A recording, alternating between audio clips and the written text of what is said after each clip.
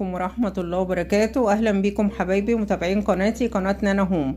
يا رب تكونوا بخير داخل وخارج مصر، بحبكم كتير في الله.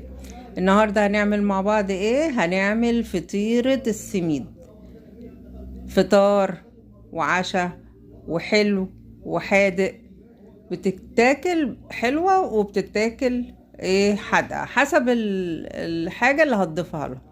شايفين ما شاء الله ما شاء الله جميلة ازاي وطرية ازاي والسوا بتاعها جميل ازاي وخفيفة خفيفة خالص ومكوناتها موجودة في كل بيت بإذن الله.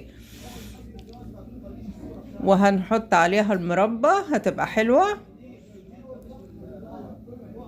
وهنضيف لها الجبنة الكريمي، اي نوع جبنة عندك برضو هتبقى حادقة، وتاكليها في الفطار وتاكليها في العشاء.